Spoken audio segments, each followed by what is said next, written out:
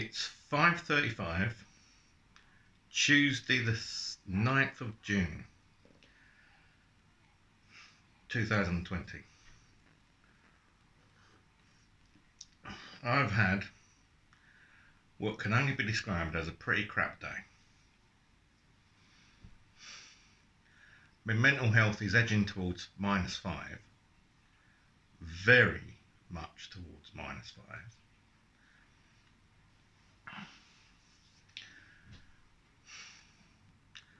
I've had no call back from IAPT. I called them at midday, had no call back. I've had no contact with the council, apart from an email at lunchtime introducing Darren someone as my single point of contact, who then progressed to not reply to an email I sent him, basically asking why I've been assigned a single point of contact. They don't ask they don't answer the why questions. They just want to tell me what they're doing, or what their reason for not doing something is, more likely. I'm sorry, I don't want a letter explaining why they've not cleared their staircase. It's their duty, their legal responsibility.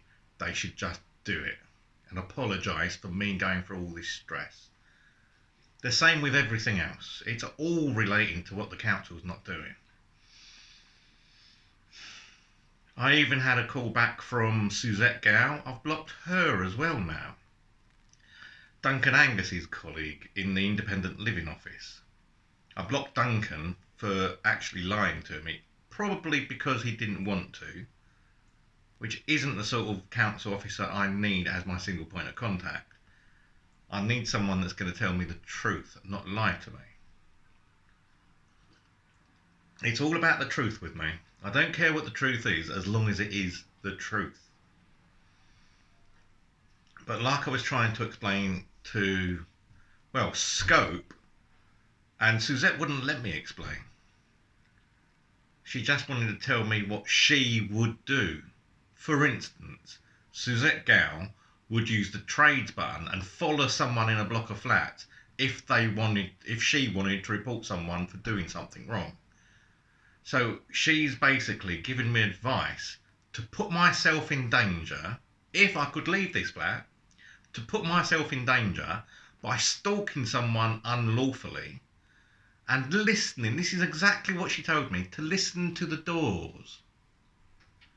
So the answer that the official answer from the council, apparently, to the question, how do I tell which flat someone lives in a secure block, is to use the trades button, follow someone and listen to the doors.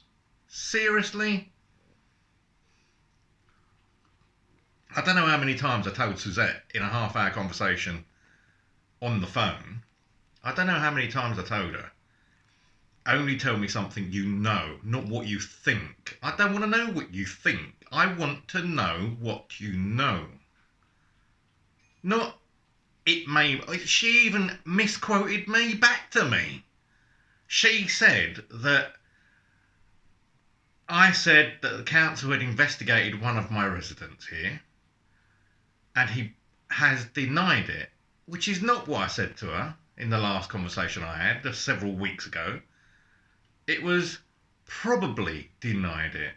There's a lot of difference between actually denying it and probably denying it. When I speak to people, I don't expect them to speak on behalf of the entire organisation, just on their little bit. I called her basically to find out if she knew anything about single point of contact, because that's all Waltham Forest Council wants to do.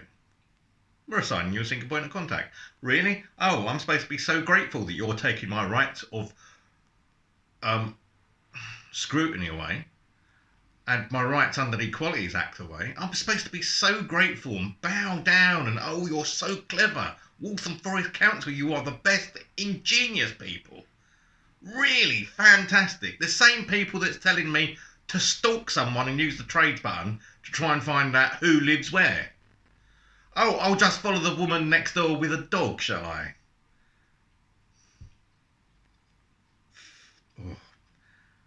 I've sworn so much today. I'm on the beer because I have to have it to help me sleep, because I'm going through so much stress at the moment that no one gives a shit. Oh, congratulations to me, by the way. I just uploaded my 51st diary entry this afternoon. So I've finally caught up with all the backlog. This is going up sometime near the end of July. I can't remember the exact date. But sometime near the end of July. I'm still doing 2 a week. I think I'm creating more than 2 a week, so it's gradually getting further and further into distance. If it builds up too much, then I might go to 3 a week. Come on, Caspi, my little monster. Thank you. Does that all day. So, the council won't talk to me. They won't explain why they won't talk to me. Even the single point of contact won't give me a direct number and won't reply to my emails. What is the point of a single point of contact that you can't contact? I think the contact bit is supposed to mean something in that phrase. Single point of contact. I think the council mean a single point of contact for the council to tell me things. They don't want to listen. They don't even want to explain themselves. Right up scrutiny. Public body. Hello? And he's given me, oh, can do it again. He's given me 5 things. Antisocial behaviour, etc, etc, etc. There's more than 5 things to actually answer. But they've decided to answer the 5 things that they can ignore. I swear blind, most of it's going to come back, well, under COVID-19. Bullshit. We'll tell that to all the people in Grenfell, shall we? Under, current climate. It could be COVID-19, economic climate, staff shortages, blah, blah, blah, blah, blah. Safety is safety. That is paramount. It comes first. Money goes to safety and then the other services.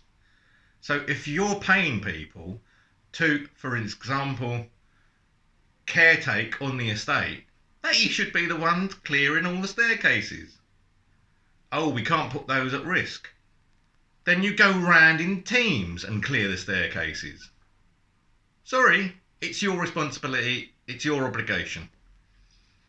Anything in the staircase, in fact anything in public areas on the estate, as it's written in the tenancy agreement, anything in public areas is likely to be removed without warning.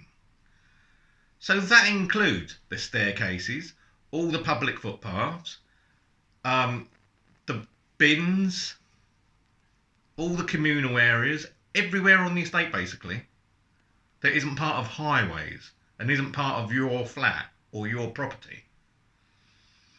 Everything should be clear at all times.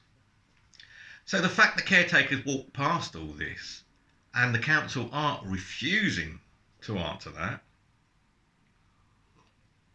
Michelle Maloney, still not had any callback. 13 weeks now, Michelle. Oh, she's not in the office again. She wasn't in the office last time I emailed her. She seems to take an awful lot of time off, this Michelle. Or she forgets to take her out of office off. I don't know. Could be crafty.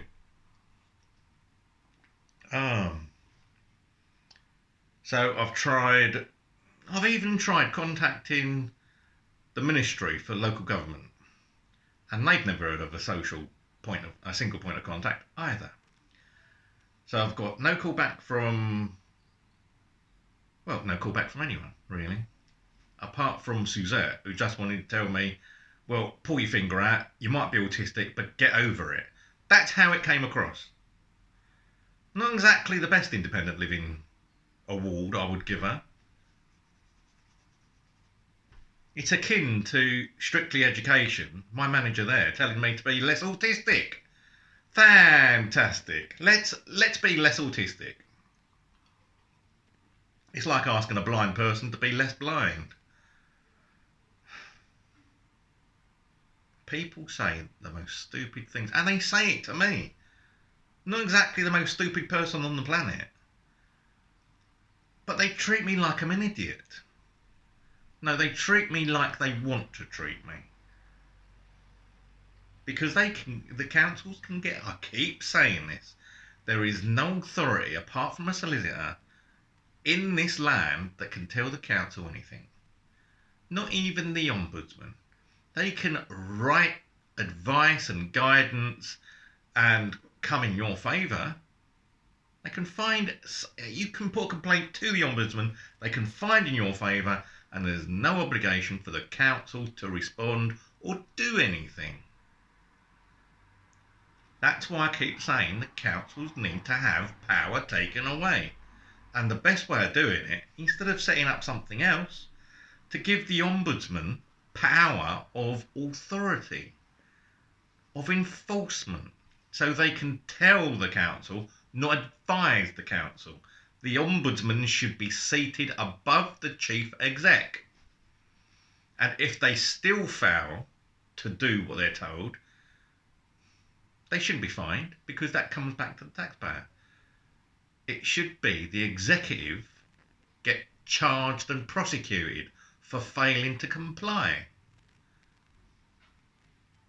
Okay, at the end of the day, the general taxpayer pays for them to go inside. But I think it's better to share it across the whole nation than the local system. Because it's not their fault that these executives chose their area.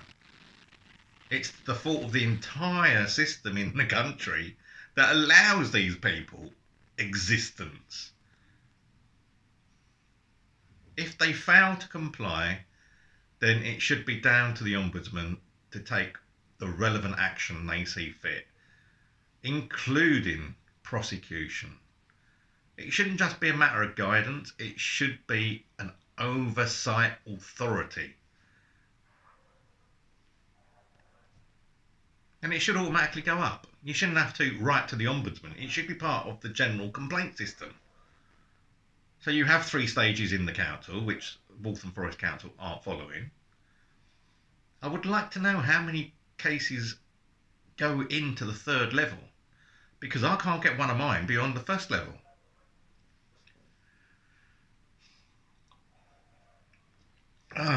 Waltham Forest Direct.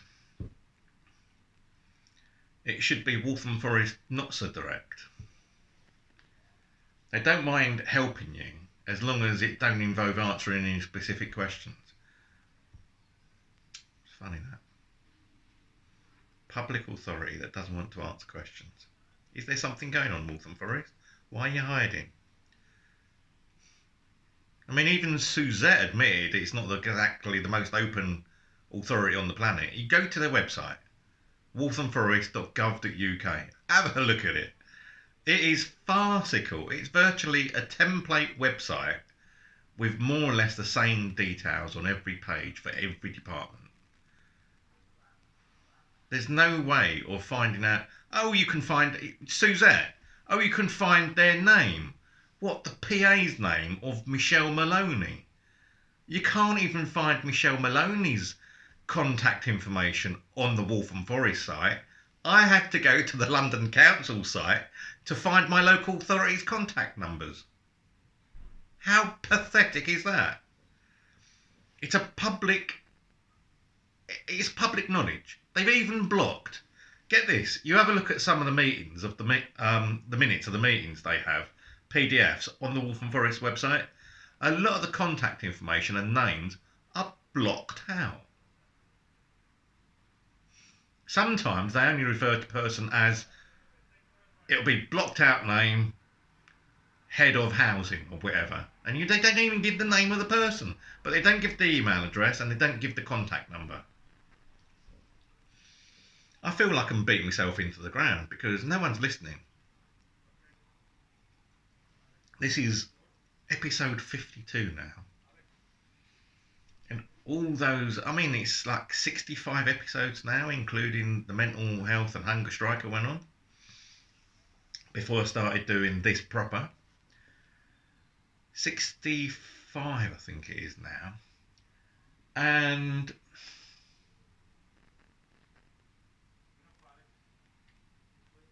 I don't seem to have got anywhere. I finally got, God, the amount of paperwork I've got from the solicitor. I'm going to have to go through that slowly or try and find someone to help me because it's form after form. It's not easy for me.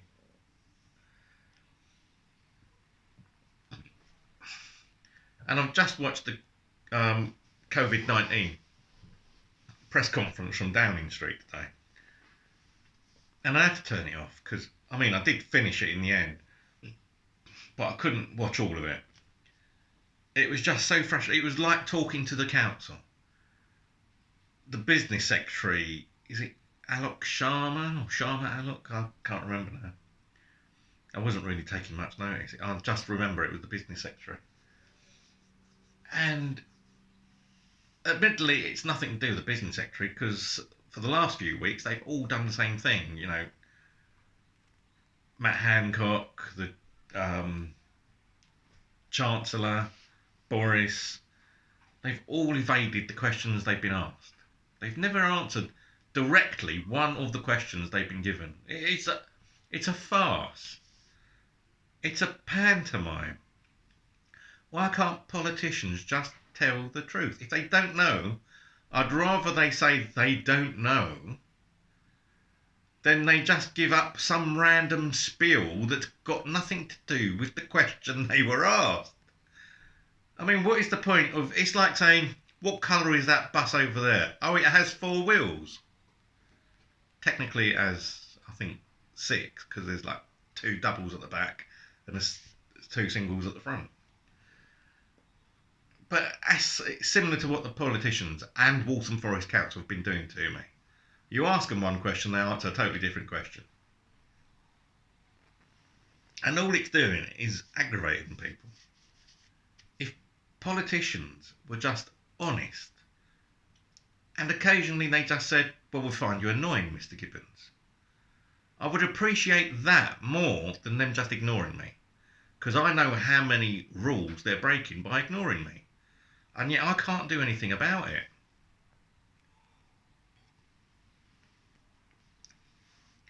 On other news, I've got my coffee through, finally. So I've got 40 cups of coffee till... That's got to last me 17 days. So I'm allowed about 2 cups of coffee a day. Ooh. And then I get me bulk supply. So between that and the instant coffee, I'm going to have to make it last. COVID-19, I finally got the message and they've stopped delivering. It was nice of them coming round. And, you know, once every 2-3 days I'd get a delivery or carry bag. But a third of it I was throwing away. If it wasn't out of date, and, you know, like some butter, I threw 2 sets of butter away last night when I'm clearing the fridge out. One was April and the other one was May. And they only came over the last couple of weeks. So, out of date food and a hand-picked food I can't eat.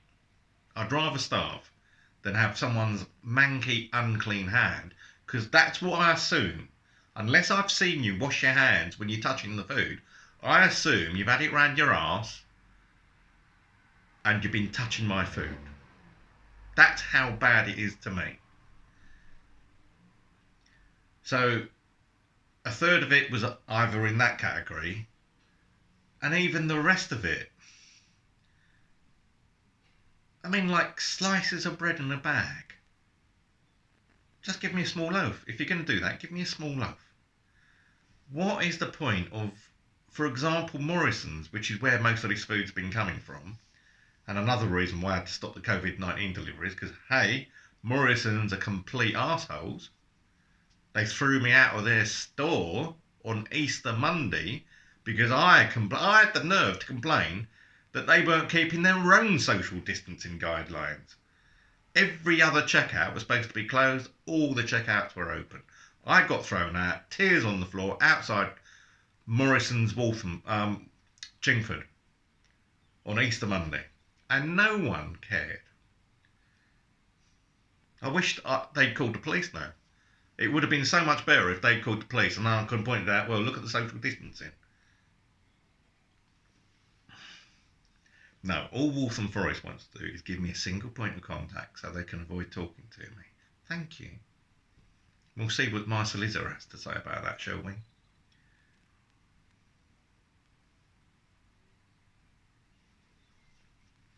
Anyway.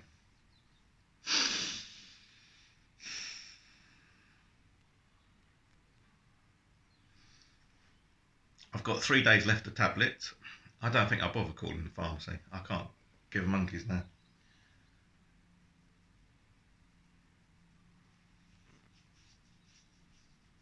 If I make another one, well, if I make any beyond Saturday, then you will know that someone's stood in and delivered tablets. But I've got rubbish building up. I've got no medication. I've got the council refusing to talk to me for no apparent reason, apart from the fact I keep asking an awful lot of questions, because like I explained to quite a few people today, the longer it goes on that they refuse to talk to me, the more rules they're breaking. Mental health rules, people with disability rules, even just customer service guidelines for public servants. Oh, it just goes on and on and on. I'm not the sort of person to, just let that one go. You just let one thing go and it all goes, and there's no reason to answer any of it. I still want to know why Michelle Maloney didn't call me back. I still want to know why the chief exec refused to have a meeting to discuss all this. I still want to know why my complaint was not handled correctly.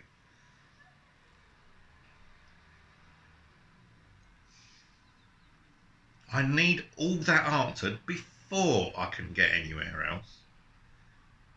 I need to know what happened to the meeting I was told I was getting last week. Everyone was running around at one stage, and now it's only Gibbons. He's done this before. Let's put him down as vexatious and not tell him, but we'll put a nice little letter on the file as if we sent one out to him. I know exactly what the council's doing. I know how. I've worked in the civil service for 10 years, remember. I know how you get around stuff. And it's so difficult to prove. That's the beauty of it. The system is set up trusting that the council will always tell the truth. But sometimes they don't. Even Suzette Gow said that. People lie when questioned. Oh, thank you for telling me what I already know, darling.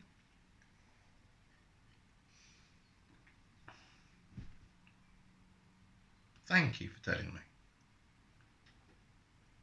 I can just see it now. My solicitor writes to them for information, and all of a sudden they'll be producing all these letters that I never received because they never sent it, and there's no proof that they sent it. And they'll be producing all these letters that aren't actually on their system, but they'll produce copies of them. Because if it was on the system, they'd see it was printed after the event. Or maybe they are on the system with the right date and they just don't post them out. That way they've got the file and they've got the letter dated at the right time, but it still doesn't prove they sent the thing. It just proves they printed it at the time. That doesn't mean I got a copy of it, which they're legally obliged to do.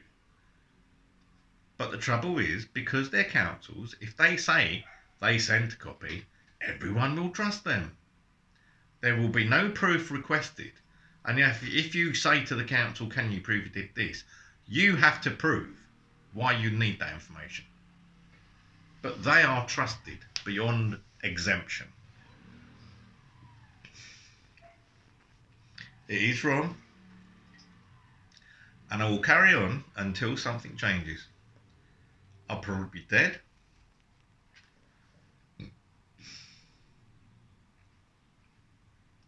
Because I can't put up with this much longer. At least I remember to plug the microphone in on this one. The diary supplement, the last diary supplement, I think dated the 7th. I'll put it up on the 7th as well. The last diary supplement, oh, that was atrocious. It was clear, don't get me wrong, but it wasn't as clear as this because I didn't have the external microphone on. It's a nice microphone. It takes all the echo off the room. That's why I use an external. I've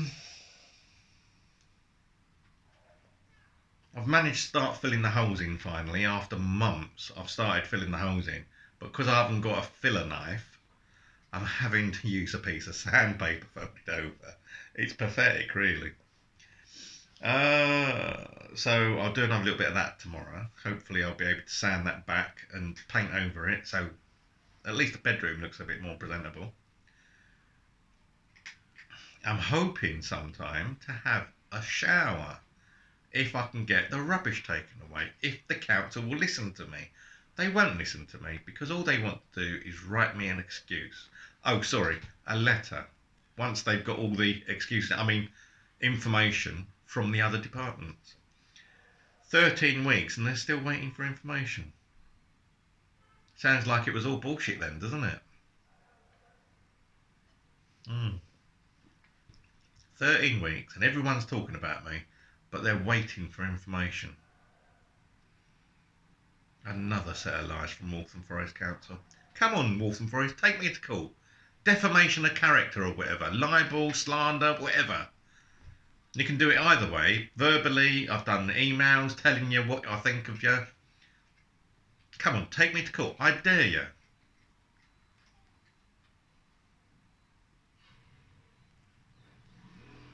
Maybe then I'll get the truth. Well, no, maybe then I won't even get the truth out of you then.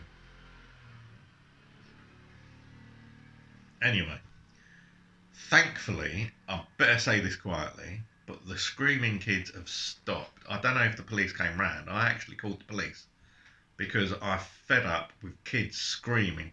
They're only playing, the police said. It's not a playground. There's a park over the road. Go to the park. 10-minute walk away.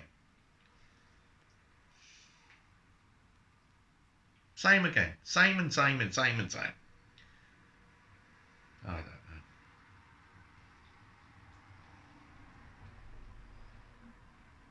Anyway, hopefully things look a bit... I've got the living room light on this time and the light outside.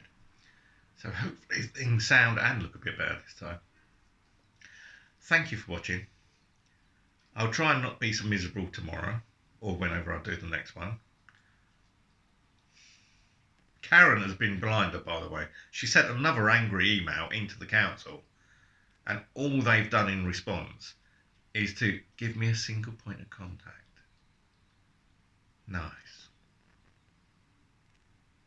But thank you anyway, Karen. Anyway, good evening. Like, subscribe, share, comment. Please leave your comments. I love some of the comments that are going on now. And I'll speak to you in the next one. Good night.